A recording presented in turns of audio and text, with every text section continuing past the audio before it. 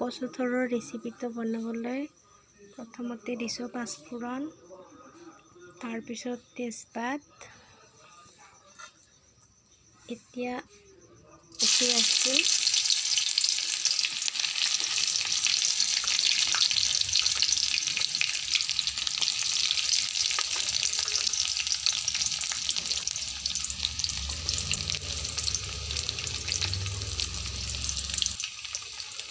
অকণমান লৰাই দিলোঁ।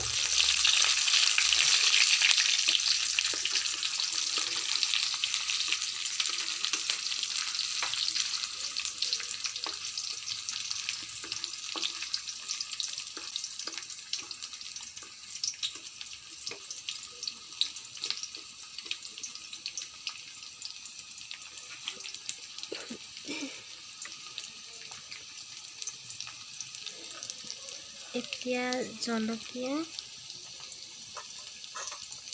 কাটি লোৱা জলকীয়াখিনি দি দিম।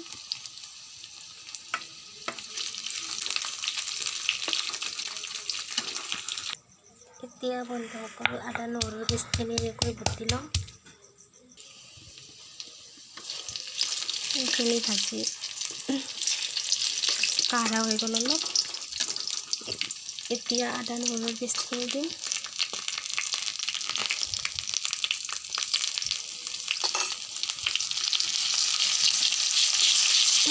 বন্ধু-বান্ধৱীসকল, মই আদা নহৰু একেলগে পেষ্ট বনাই লৈছোঁ। আপোনালোকৰ যাৰ যেনেকৈ সুবিধা বেলেগ বেলেগকৈ বনাই বেলেগ বেলেগকৈ দিব পাৰে। প্ৰথমতে নহৰু বা আদাখিনি দি পিছত অন্যখিনি দিলে হ'ল। মই একেলগে দিছোঁ।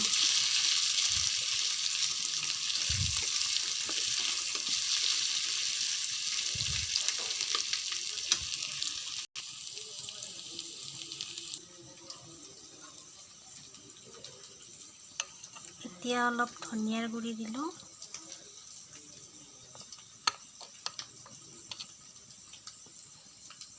এয়া জিৰা গুড়ি অকণ দিলে হ'ল, আৰু এয়া অকণমান গৰম মছলা।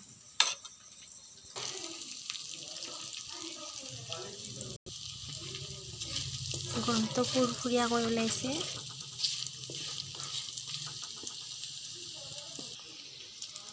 এতিয়া বুটখিনি দি দিওঁ।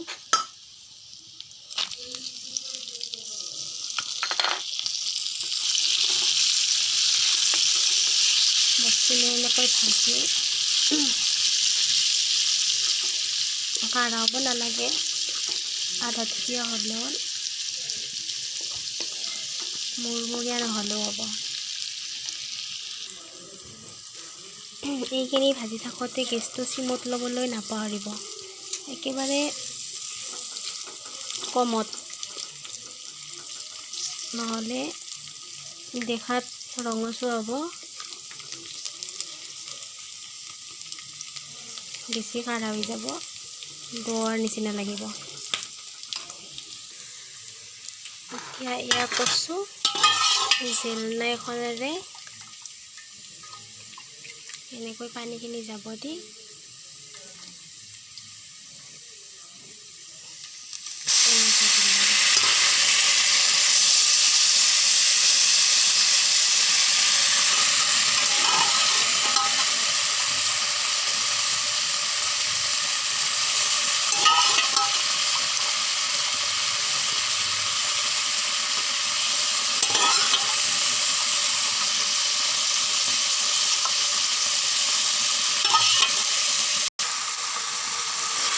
এনেকৈ অকণমান সময় লৰাই ৰাখিব।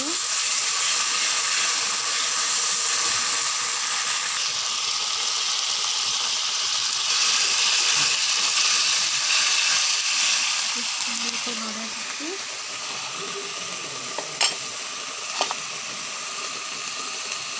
নিমখ,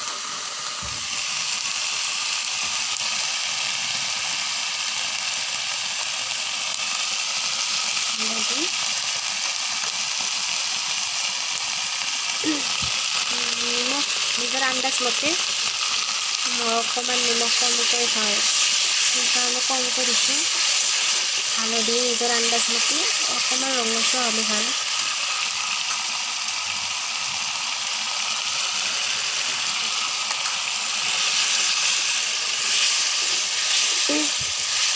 এনেকৈ লৰাই থাকি থাকিব।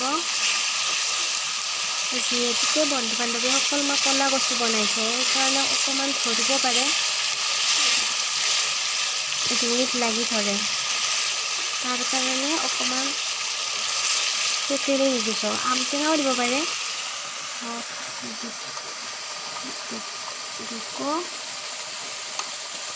তেতেলী দিছোঁ।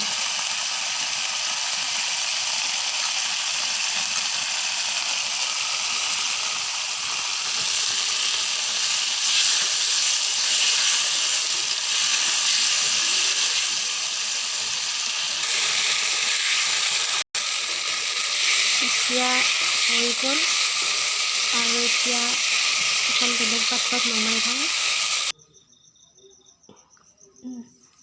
এয়া কেনেকুৱা লাগিছে বাৰু, দেখাতে খাওঁ খাওঁ লাগিছে নহয়নে? এতিয়া আমি ভাতৰ লগত পৰিৱেশন কৰিম। শুভৰাত্ৰি বন্ধু বান্ধৱীসকল, বিদায়হে এতিয়ালৈ।